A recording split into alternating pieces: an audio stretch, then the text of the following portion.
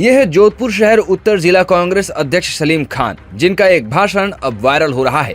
कांग्रेस की बैठक में दिए गए उनके संबोधन की एक क्लिप सामने आने के बाद केंद्रीय मंत्री और जोधपुर सांसद गजेंद्र सिंह शेखावत ने सोशल मीडिया पर कांग्रेस पर तंज कसा।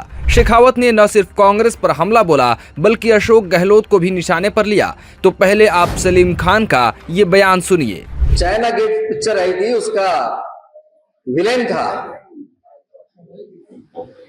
उसने हीरो से कहा कि तुम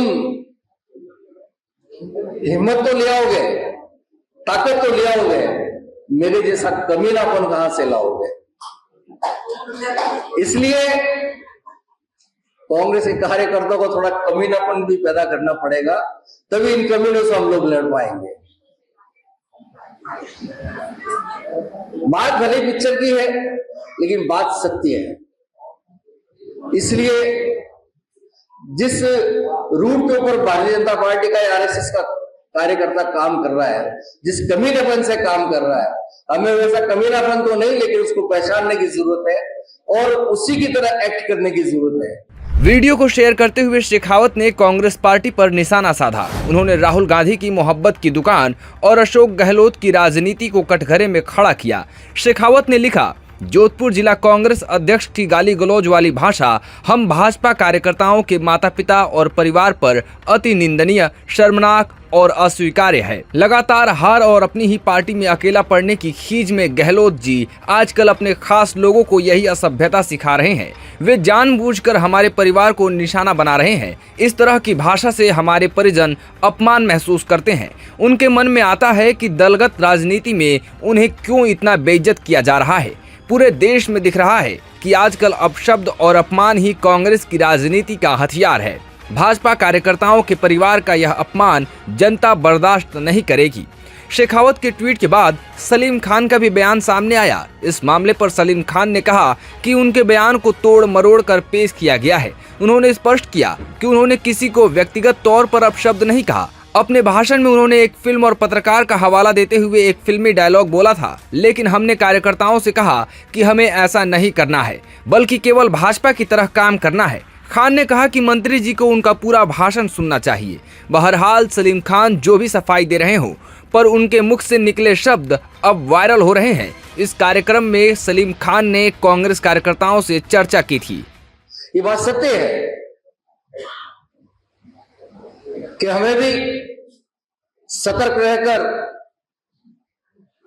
अपने वोट को बचाना है और अपने विचारधारा के वोटों को भी बचा कर रखना है। और ये बात घर बैठे नहीं हो सकती।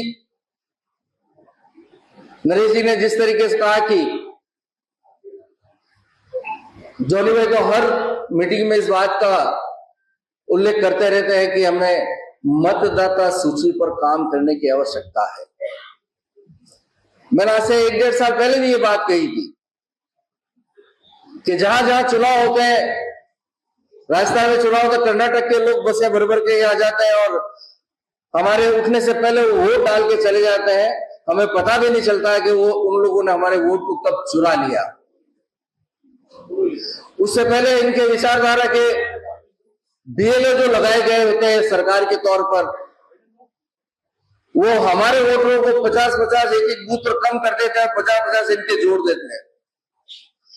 अगर सरदारपुरा विधानसभा में 235 बूथ हैं तो सोचे कि हमें प्रत्येक बूथ पर 100 वोटों का घाटा हो रहा है, तो उस विधानसभा की स्थिति क्या होगी। हम लोग हमारे बूथ अध्यक्षों को वोटर लिस्ट देते हैं, वो घर पर ले जाकर रख देता है, उस पर कभी गौर और फिक्र नहीं करता है, कभी उसकी जांच नहीं करता है। ये शिकायत में उलाहना है। ये बड़ी बड़ी मीटिंगें होती रहेगी, राहुल गांधी चिल्लाता रहेगा, नतीजा कुछ नहीं निकलेगा। अगर इस सभागार में बैठे हुए ये 200-250 लोग ही अगर सोच लें कि कम से कम इन 3 विधानसभा में हम चोरी नहीं करने देंगे, हमारा वोट चोरी नहीं होने देंगे, तो मैं दावा करता हूं कि आप लोगों में इतनी कुव्वत है, कि आपका वोट कोई नहीं चुराएगा, चुरा सकता ही नहीं है अगर हम सजग प्रहरी की तरह अपने वोट के ऊपर खड़े रहे तो। जरूर सिर्फ अपने आप के अंदर कांग्रेसी को पुनः जागृत करने की जरूरत है।